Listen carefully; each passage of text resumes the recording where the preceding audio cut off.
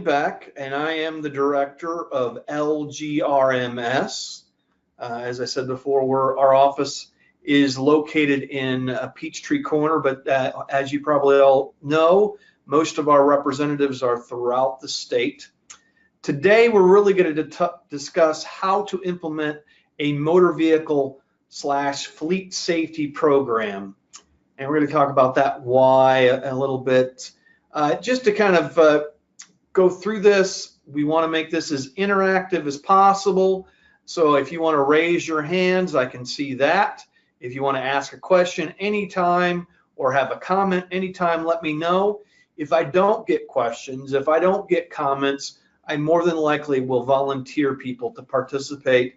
And again, just to have more of a dialogue, because I think it's more interesting to get multiple people on this versus just listening to me for I'd hopefully we'll be able to get through this in about a half hour. Don't want to drag it on. It's pretty simple. It's pretty straightforward.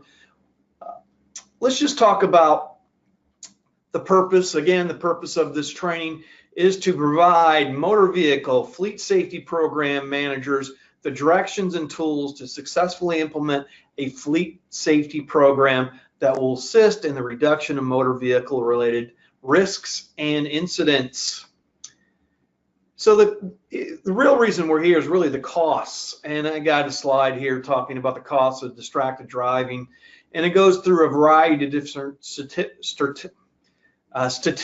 related to distracted driving, and again, these are pretty small compared to the overall motor vehicle related incidents. So the question I would ask you all, and you may or may not know this, and you can raise your hand if you do.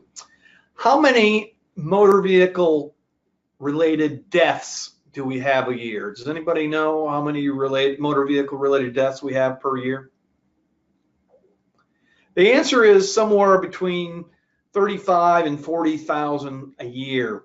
So that's a lot of deaths. I mean, again, we look at all these issues where you might have 10 or 15 or 20 people that have been killed in an incident. But you look at the massive fatalities that occur within motor vehicle operation. It's really, really, really impressive. And again, we got a lot of people driving. Again, with 330 million people within the United States, and on any one time, millions of people are driving multiple miles every day. 30, 40,000 people, probably not. And statistically not that large, but from an impact to our nation, it's probably one of the leading causes of death. But in regards to impact to the pools, both ACCG and GMA, I looked at data from 2014 really through 2016, so 3 years. And if you look at this, I took ACCG's workers' compensation, ACCG's property and liability, and the same thing for GMA. And you can see that about 25% of total incurred, which is about $52 million over that three years, is related to motor vehicle related claims. And that's going to develop. So that's really fairly new data. So I would assume over that 3-year period, we'll probably have somewhere close to $100 million. You take that on an annual basis. You're looking, our 4 insurance pools that we represent are losing probably about $30 million a year to motor vehicle related claims. And again, out of that, you look at that, we got about, out of the 25,000 claims, about 27% or almost 7,000 claims are related to motor vehicles. Again, this data is from 2014 through 2016. If you look at this, this is really within each department where our issues are occurring, and law enforcement, you can see that accounts for about 64% of total incurred. And total incurred is just, I didn't explain that up front. Total incurred is reserved, so everything that's reserved plus paid. And a reserve is really what we anticipate the claim to be.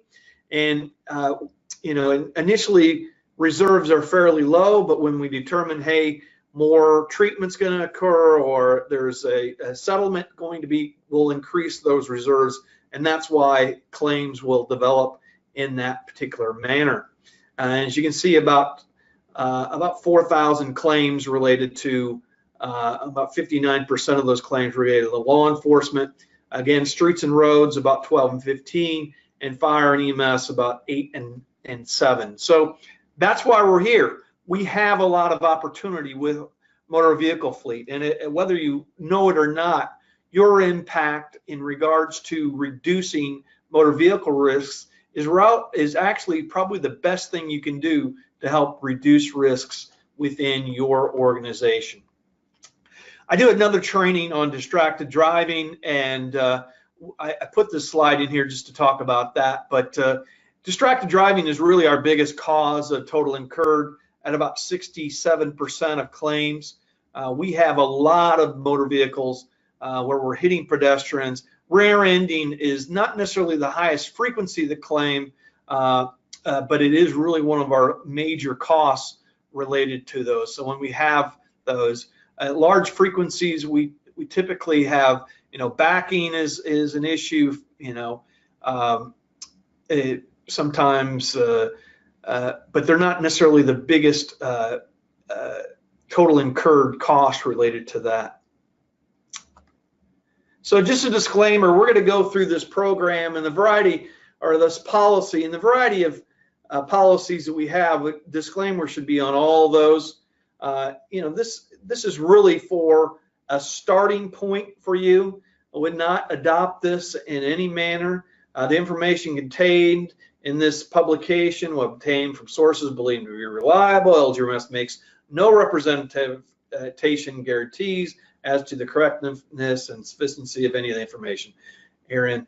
We're going to talk about policies in general, or this is I'm going to send this policy to you after attendance to all those that are registered within this class, and we have it available on the website, of course. But with any policy, the shorter, the more concise it is, the better. Again, the longer the policy, the more complicated it is, the less likely people are going to read it and understand it. And we really want people to be able to read and understand and follow our policies.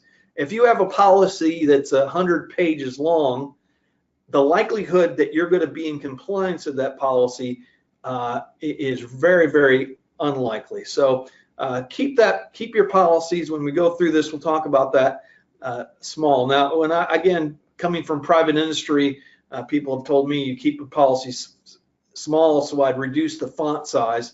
And that's not really the best way to keep your policy smalls either. Make sure it just has things that you can manage, and we're going to talk about that coming up. So these are the sections that we're going to talk about, and I'm not going to read through those, but a variety of different things. And I've taken some of the appendixes within the policies and actually inserted them behind the slides that pertain to those. So we'll talk about that in those particular sequence. But let's talk about organizations and responsibility. From my perspective, when you're writing your program, this is probably the last page you should write, because you should really determine what you're going to do first before you're going to determine who's going to do it. And this will vary based on your resources. So, some of you have a tremendous amount of resources, are blessed with those. You have people that can do that. You have full-time fleet managers. You have other people that are kind of wearing that as a secondary hat. Some of our members might have 2 or 3 employees, and they might not have the ability to have this responsibilities. But what I would do is, again, this was the last page that I would use when I'm developing this program for myself. But I would break it down into different roles. So management. So what should your department managers be responsible for? What should your supervisors, those people that are directing employees on a day-to-day basis? And again, you might have, if you have a very, very large department, you might have a supervisor that's responsible for all of these different things. You might have one of your department managers might be responsible for all these different things. But basically, these things are generally the things that we would expect to see within a policy. Establish measurement objectives to ensure compliance with MVAs, training and inspections. So again, there's other measures in regards to performance of non-preventables and preventables, or number of motor vehicle accidents. All those are good objective measures that you can take and have as department goals in place on evaluation forms. Again, really provide the biggest thing that managers need to do and supervisors is to ensure that you have the proper resources to implement that particular program. Investigating all accidents. From my perspective, the investigation is really the responsibility of the supervisor of the employee that was involved in that. They should be conducting the investigation. The management or the department manager over that area should review that to ensure that's a quality investigation. And then your vehicle safety coordinator should probably review that to determine if the investigation is completed accurately and provide feedback. If there are any actions based on the investigation, corrective actions have to be taken place, that you will track those and complete those corrective action plans, and then ensuring that that driver is trained and that they're adequately qualified to operate the vehicle that they're assigned to is appropriate for management too. And again, the vehicle safety coordinator within this, like all other safety coordinators, there to coordinate, really to ensure that the program is being managed by the departments that it's ensuing. So again, if the person that manages this program is also doing all the work, it's going to be difficult to do that. The expectation is that this vehicle safety coordinator will go out, ensure that training's being completed, not necessarily conducting the training, might help track that, be able to determine if training has been completed, and then report to department managers and keep them online in regards to getting those different things. So whether that's training, whether that's motor vehicle incidents, whether that's inspections or conducting MVR checks, those are all things that they should be. And then the expectation behind the drivers, and there's a lot of expectations behind the drivers, and we'll go through that in a little bit more. So vehicle use, really your policy should detail what your vehicles can and should be used for. It can be a very general statement as I have here, but the more detail you can provide for those specific details, I think the more likely you're going to be to ensure that there's control over those different things.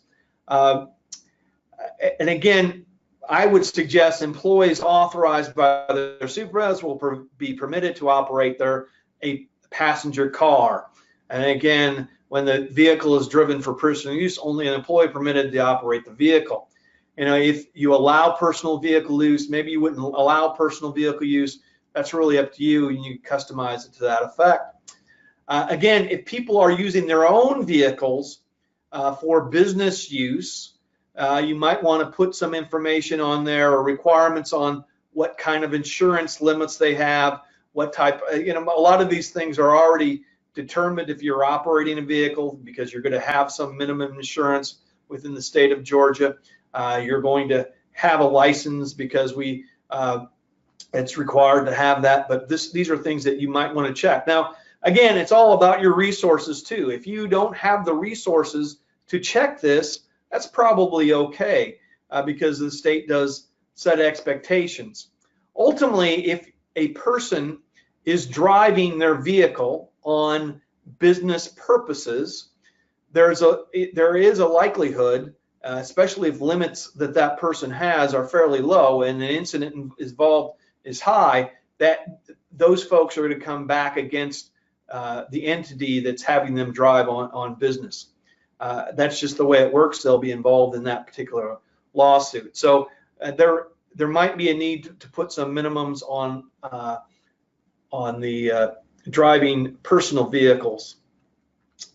Again, a lot of you, if you don't use rental cars, or if you're not doing that, you probably don't need this, but if you have a frequency of using rental cars, I think it might be a way to ensure identifying the rental vehicle that you're going to be using, ensuring you have a contract with them, and ensure that the collision damage waiver will be refused. Again, that will go down to your personal deductible versus using it for within the policy, their policy, rental agreements policy.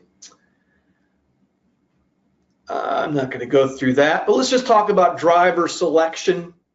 Again, we're really looking to ensure that prior to allowing people to drive our organization's vehicle, that we're going to ensure that we've looked at their background, their driving performance record, potentially their work experience. Do they have a valid driver's license? Are they qualified to drive the type of vehicle? Now, again, if they have a CDL or a commercial vehicle driver's license, or they're driving a bus, again, there's specific requirements, and they're going to have to take specific tests. But potentially, you might want to even test them out to ensure that they're a good driver, to make sure that they know what they're doing, especially people with limited experience, potentially younger drivers, or people that would have a newly licensed person, to ensure that they're going to meet your expectations. But ultimately, we want to also check their MVR. And again, at least do that on an annual basis. Some people do it more than that. And again, prior to them being allowed to operate the motor vehicle, you would do the MVR, and then annually after that. During the application process, we would suggest, if they are going to be operating a motor vehicle as part of their job, we'd expect that you would put the application addendum for employment requiring driving, talk about what they're going to be driving, ask about if they've had any injuries, and you could determine or accidents with the motor vehicle, or if they've had a suspended license, or if they've had their motor vehicle related tickets. Those are all things that you might want to inquire in regards to new employees. And again, depending on your situation, the difficulty you have with recruiting, this might be something that you might not do. But I think for somebody that has a mature process, this is something that is going to help eliminate a lot of issues in the future. If you need MVRs, there's a variety of ways to get MVRs out there. You can pay services, they can do that, but you can also go to the Georgia Department of Driver Services at that particular website. You can get MVRs for all of your operators. Again, it's worth that investment to ensure that you're getting MVRs on a timely basis and being able to check people's motor vehicle records. So how do you select a driver if you identify them with issues within that? And again, I highlighted insert length of time because I think I had within the policy, a driver is unacceptable if the driver's accident violation history in the past year includes one or more. So it really is going to be up to you to determine what period of time. Those things I've highlighted in red. From my perspective, if you're driving if you're caught DUI within a very short period of time, that would be a high risk situation. And I would say, again, unless it's critical, that should be something that probably disqualifies you from operating a motor vehicle within the premises. Hit and run incidents for sure, failure to report an accident, all these things are very, very high risk situations.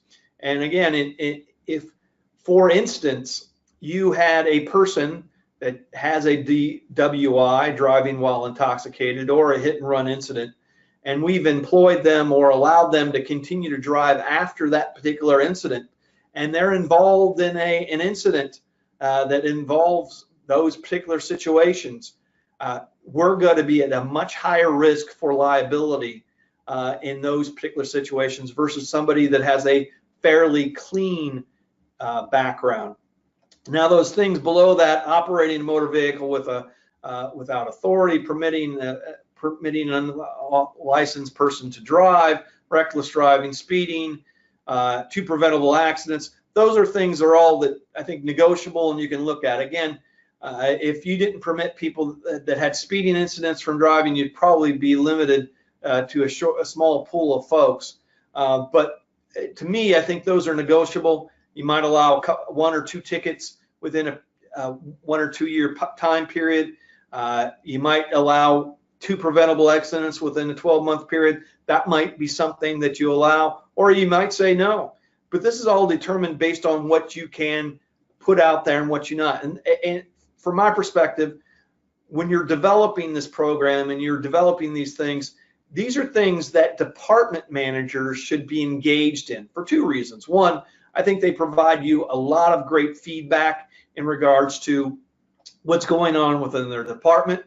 But also, if they are a part of that development of this particular policy and development of these particular standards, they're going to be more likely to enforce those within their own departments. So I would highly recommend you get them engaged in the development of these particular driver selection standards.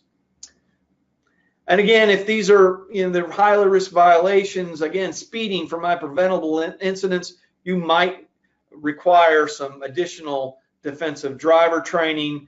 You might suspend or revoke privileges based on these. And again, that's something you're going to have to determine within your own operation. I know one city that we deal with has, if you have more than 3 motor vehicle incidents or preventable incidents within a year period, then you're suspended and you're no longer allowed to drive.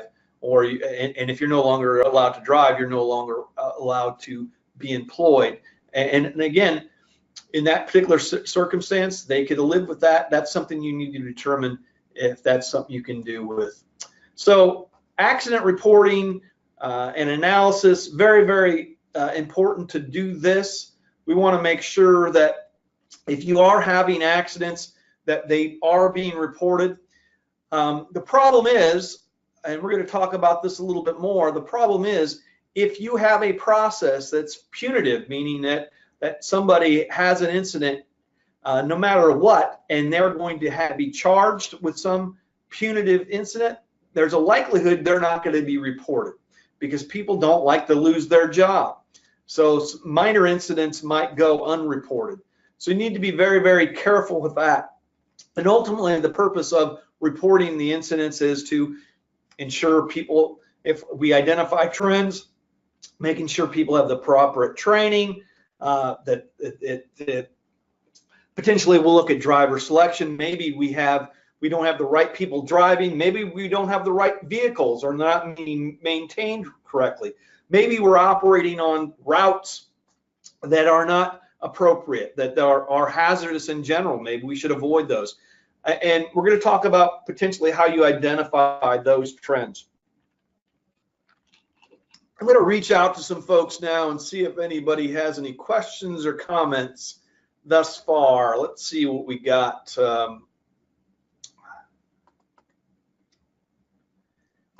Clark Evans, we talked earlier. How are you? Good. How are you? Doing good. Thoughts thus far? Do you have any recommendations? Things people should be doing? No, we're looking into. There's a software company called Samba Safety that does a 24/7 driver's license monitoring. So we won't have to wait the 12 months to run an additional MVA motor vehicle record for the driver's license. So and how does this company that also provides training as well, online training if we need it. So we're looking at hopefully standing that up in the next 2 months. Good. If you might tell us, how does that work? Is that something so they have their driver's license information? If any tickets or any incidents come up, those are automatically reported to you then? Yeah, any changes in their driving record, since it's constantly monitored. So and what's the cost on that? For 500 employees, it's probably going to run around $9,000 a year. The expensive part, not really expensive part, is it's the initial stand up. So they run a baseline on everyone and give you a driver's score for every person that operates the vehicle. Okay. After that, it constantly monitors the driving record because, say, in the state of Georgia, you get a DUI tonight. Most departments rely on the honor system to where you go in and tell your supervisor that you've gotten arrested for this charge, and knowing you're going to lose your job if unless you can get found not guilty of it. So in some jurisdictions, you can push that trial back another year or two. Yep, you're absolutely right. You're absolutely right. This software will, as soon as that hits their driving record, even if it's not guilty, we'll be notified about it. Very good. Can I ask you to forward me that information? If anybody's interested, I could forward it to them. Yeah, it's Samba Safety. I'll look and see if it's sambasafety.com. Okay. Thank you so much. You're welcome. Again, if any of you have any questions, let me know. We're going to continue to go through this, and I'll identify some people and talk about them.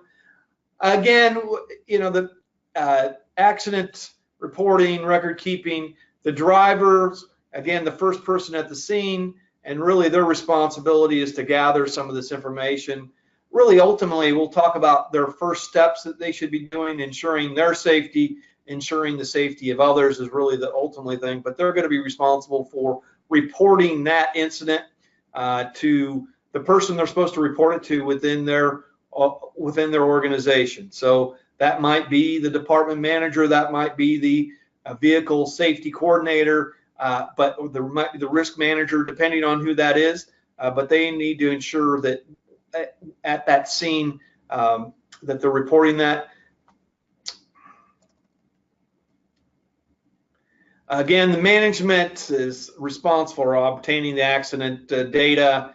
Again, talking about conducting a formal investigation, which we talked about a little bit after that. Drivers' participation in repair costs. And again, there are a variety of different people that do this differently.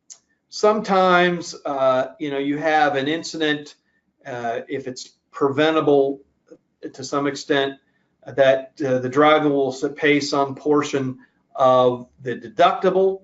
Other people they're not charged back. They're charged back a flat fee that might be minor. One of the feedback I get from one of my field reps who's been here for a long time said he had visited a city, and during that visit to the city, he talked to an individual, and he asked the individual how things were going. And the individual said, well, not very good. You can't even run into a post without getting in trouble. And it kind of went to the history of this particular location, that prior to that change, there was really no consequences for being in a motor vehicle incident. The incident was reported, the car was fixed, and everybody went about their business. When there are no consequences for poor behavior or poor operation of a motor vehicle, you're going to have more motor vehicle incidents. And there should be some consequences to preventable incidents. And we're going to talk about preventable incidents a little bit more within the latter parts of this policy. As we're going to talk about now, preventable and non-preventable incidents. So you can look at that definition. A lot of people say to me when we look at accidents, well, I couldn't have done anything. They pulled out right in front of me. And that might have been the case, but there might have been something that you could have done to prevent that incident, or reasonably done to prevent that incident.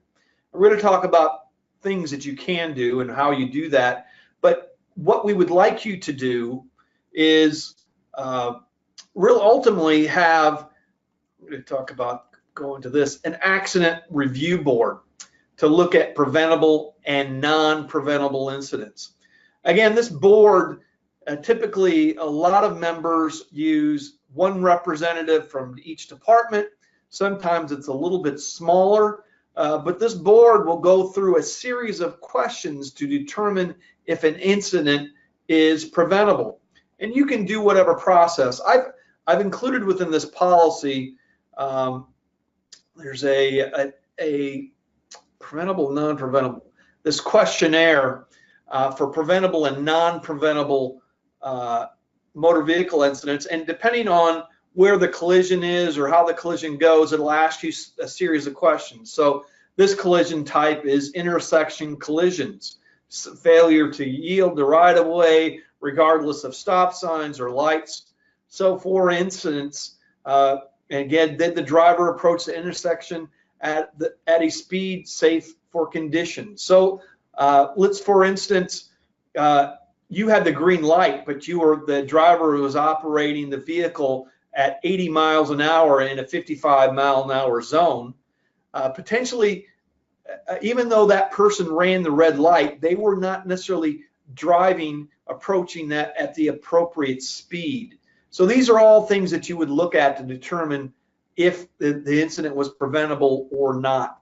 And again, the most important thing from my perspective is to be consistent and to ensure that you treat everybody the same regardless of what position they're in. So whether they're the department manager or whether they're the person that operates one of the trucks, everybody should be went through the whole process. And again, this is something we can help you do. Plenty of our members have a preventable or an accident review committee, and there's penalties and scoring assigned to that. And if you're interested, along with this program, I can send you some of those policies that other organizations are using to solve that particular problem.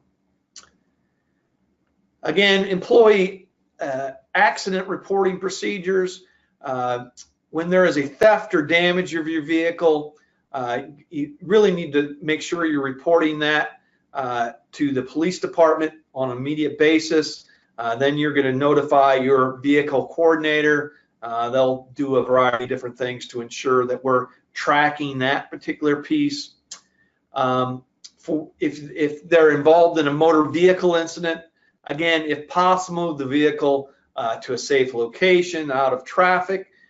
Your safety, the safety of the employees, the safety of the other passengers or vehicle is the utmost important thing. We need to make sure that those things are addressed at that point in time.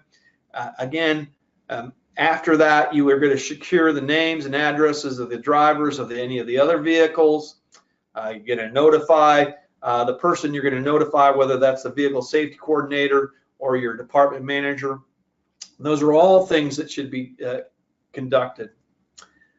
Let's see, and I'm bouncing around a lot. So vehicle selection, inspection, and maintenance.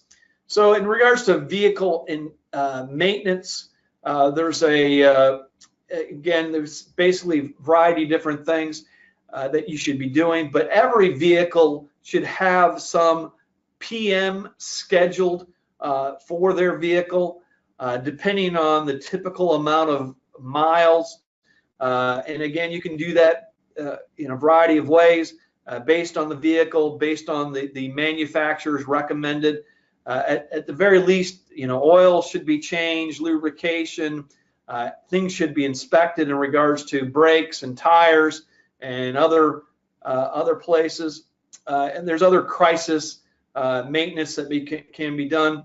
Ultimately speaking, though, vehicles that aren't safe to be used should be taken out of service. And we're going to talk about that in a little bit, how you determine that. A story that I will tell you, in my part of my previous life, I was in a Fortune 500 company, and we had a lot of delivery vehicles. And one of our businesses, again, was a multi-billion-dollar business, was delivering. They delivered frozen pizzas to grocery stores, and they did not do in this particular region. It was across the country, U.S. delivery. In this particular region, they did not do a good job of inspecting and maintaining their vehicles. And they had one of their vehicles that was involved, or that The operator knew these were actually salespeople that had CDLs and that would sell pizzas to these stores, but they operated the motor vehicle. And the employee got in the vehicle, and their brakes, the parking brake, had actually failed. And he had backed up to the back of a store. It had a ramp, and he would pull up to the dock and unload his vehicle. And when he was done unloading it, he pulled the vehicle up, and he didn't have a parking brake, so he wanted to keep the vehicle running. So he hopped out of the back of the truck and tried to beat the truck from rolling back so he could close the back doors. In doing so, he did not beat the truck rolling back. He actually got pinned between the truck rear bumper and the dock, and of course it was a fatal incident. But it really went back to taking that vehicle out of service. From my perspective, if we have vehicles that their safety equipment is not operable, meaning their brakes, their horn, lights, any of those things, seat belts are not operate, those vehicles should be taken out of service, and we should be looking at. Again, part of your process, whether you do that externally or internally for preventative maintenance or any type of maintenance, those things should be documented. We're going to talk about, and again, they're talking about sending that on a quarterly basis to vehicle safety coordinator. That can go to the department. This might not be something you put in the safety coordinator, vehicle safety coordinator. Maybe somebody internally does that within the department. But again, records on that are critical for multiple reasons. For one, to ensure that the maintenance is being done, but ultimately from a liability perspective, we need to be able to maintain that if we do have any failure of the vehicle. Vehicle selection, again, you know, this potentially might not have to be detailed a lot, but you know, part of this, we're going to talk about that. We talked about that incident review panel.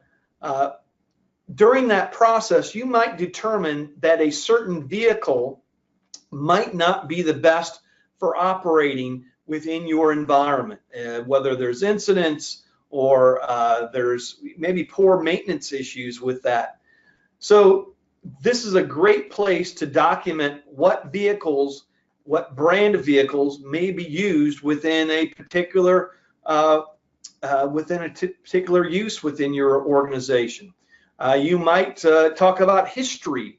So based on different things, you might talk about history and selection of those particular vehicles. So I know some of you have very, very advanced programs. This might something to do. If you don't have a very advanced program, very simple program, this is something you probably would not put a lot of effort into. Vehicle inspections, again, the expectation from my perspective is to ensure that for shared vehicles especially, but really in any vehicle, that prior to any use, you're doing a pre-shift inspection. So prior to getting in, you're looking at the mirrors, you're looking at the brakes, you're determining if all your lights are working, so that that vehicle is safe. And if any of those safety related equipment, then they're able to take that out of service. The issue, as you know, is most of our organizations, you know, are not, don't have piles of money laying around. And a lot of the vehicles that we've had are not always in the best shape. And so rather than not having a vehicle, people will continue to drive motor vehicles that are not in operation. And that's why, from my perspective, this is something that you need to really make sure that drivers know that it is their responsibility to take a vehicle out of service that has failures of safety-related equipment. For shared vehicles, it's important for you to do a post-shift inspection also. And the reason is if you have a fender bender and then you pass that fender bender to a fellow employee on the next shift and they notice it and you didn't, there's going to be a dispute of when that fender bender occurred. So if some people are going to be held accountable for motor vehicle incidents, running into posts, things to that effect, an inspection on a pre and post shift basis might be critical to the success of your particular operation. Again, during your general maintenance, your PMs, having a very thorough inspection conducted on that vehicle, I think, is very, very important. All kinds of different things you can use for vehicle inspections. This is something I pulled off the internet. On the back of the policy, there is a vehicle inspection checklist. There's a variety of different things, and again, you might have different inspections for different vehicles. You might have different inspections for different frequencies, just to ensure that you're looking at that vehicle on at least some type of frequency. Driver training, all kinds of different training that can be used and should be used for your employees. At the very least, before your employees start operating your vehicles, they should be aware of the policy. They should know who's responsible for what they're responsible, what are the guidelines, what and how we do that. Now, a lot of people, they'll say, okay, read through this policy, and then they sign it. And then 3 years later, there's an incident that occurs, and they've had violated that particular policy. If you want to ensure that your employees are thoroughly aware of the expectations of the policy, I would do a couple different things. One, develop a formal training around that policy, whether it's a classroom training or something else.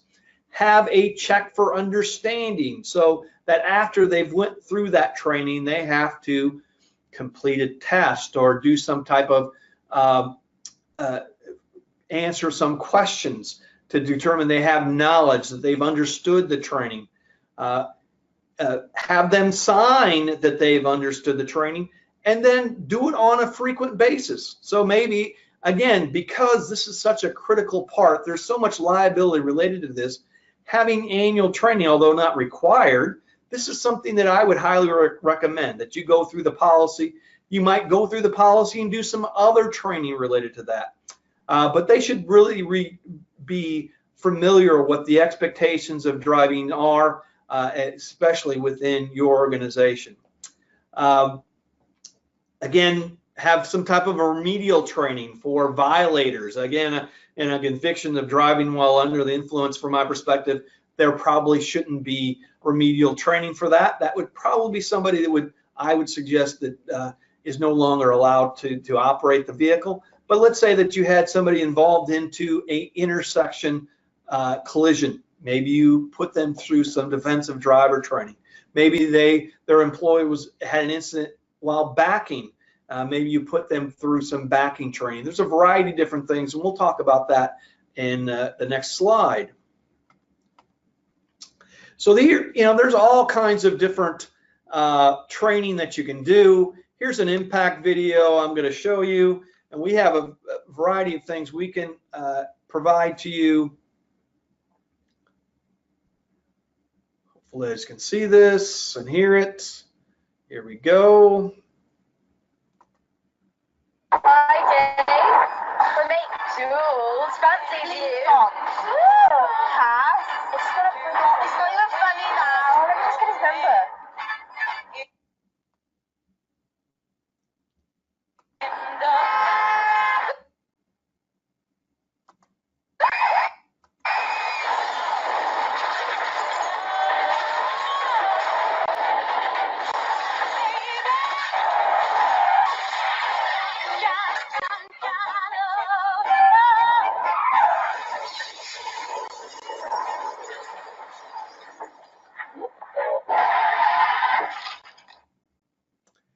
Variety of different, again, training. Hopefully you're able to see that. That's training that we have a distracted driving class. We show that particular video, very, very high impact. That was actually an award-winning video that was developed in Great Britain for distracted driving. And again, it's aimed at teenagers, but I think we're going to talk about distracted driving in a little bit. That's something we can all do. There's online training. We've developed some, you can find some on our website, but on a per individual basis, I think Clark Evans talked about they have training that they're doing online. National Safety Council has distracted driver training. There's a variety of things that you can use for that. We have simulator training for our public safety folks that we do. This is a golf cart training course that we did for a city, and something that we'll help you set up. We'll do a trainer and help this set this up. This is pretty labor intensive. Hold on a second.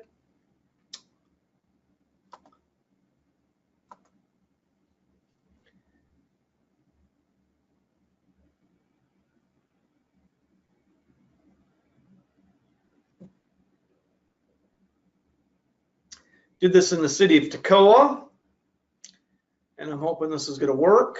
My name's Steve Shields. I work for Local Government Risk Management Services. I'm the Northern Field Rep, and today's course is attend the class.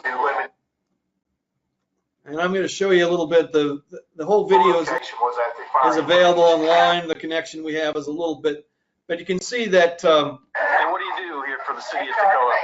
HR director. You can see that we set up an obstacle course and really had them text and drive during the obstacle course to make sure they had a real life version of distracted driving. We actually also have a backing course that we do the same thing. We can train your folks on how to provide that training, train the trainer. If you're not familiar with it, from my perspective, Smith Systems is probably the best training out there.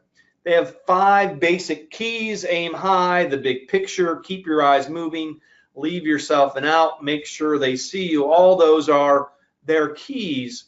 And what they do is they put you through, the individual, they put you through a 4-hour session in the classroom, and then they take the 4 to 6 people that were in the classroom and they have them drive, and they basically provide them feedback while driving.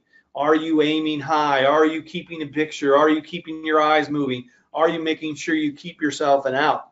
It's a great way to reinforce that process. We're trying to do kind of the same thing within our simulator training, but that's some of the best training.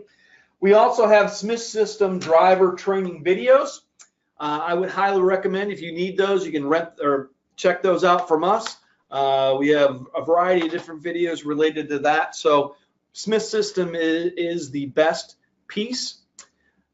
Ultimately, I think the best training that you can have is a supervisor right along with. Again, as long as the supervisor is trained on how to do basic observation and provide quality feedback and is committed to ensuring the safe operation of motor vehicles, this is a great way to do this. We can provide you a checklist for that supervisor ride-along training.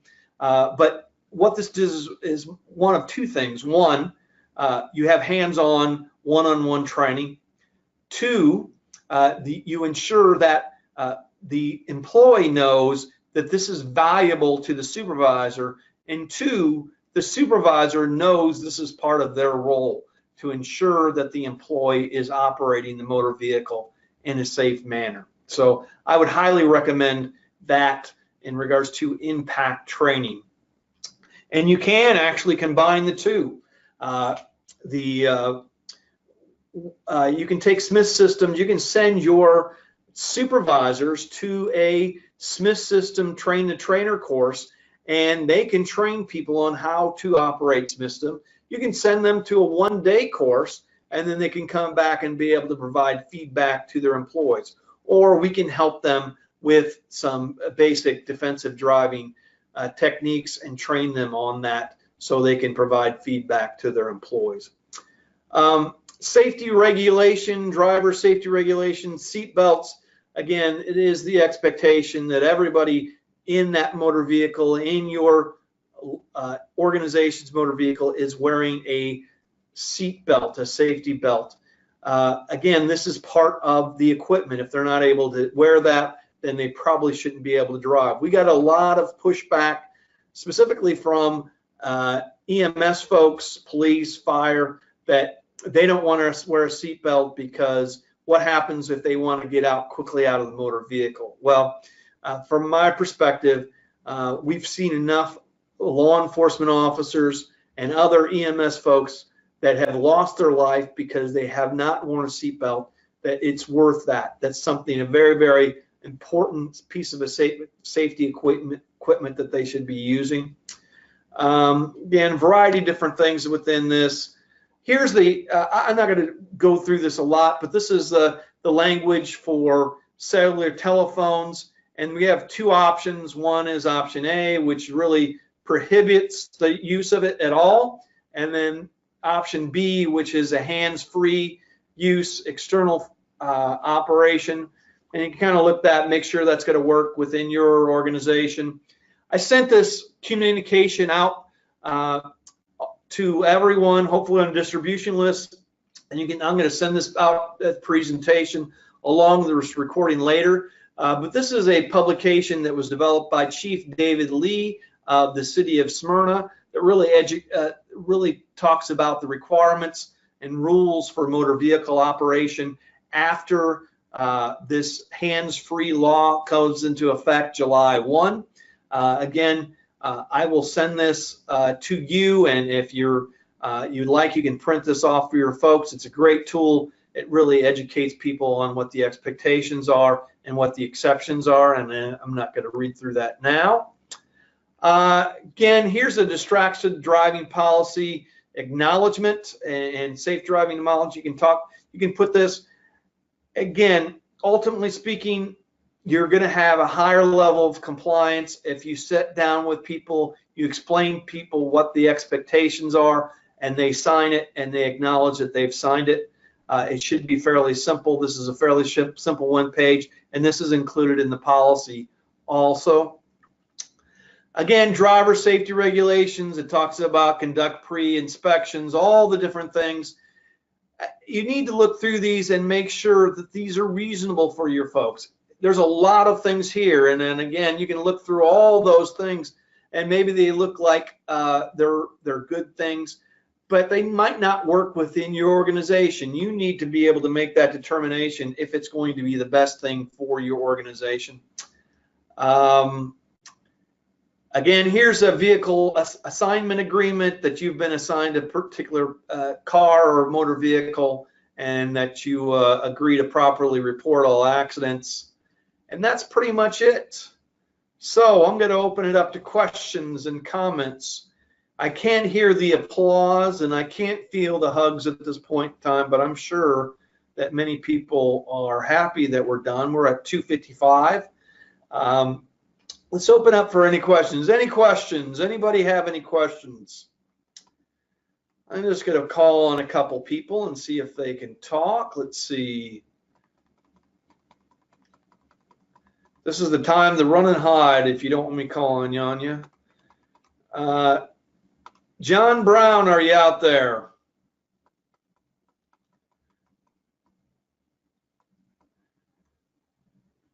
Let's see. Glenda Smith, are you out there?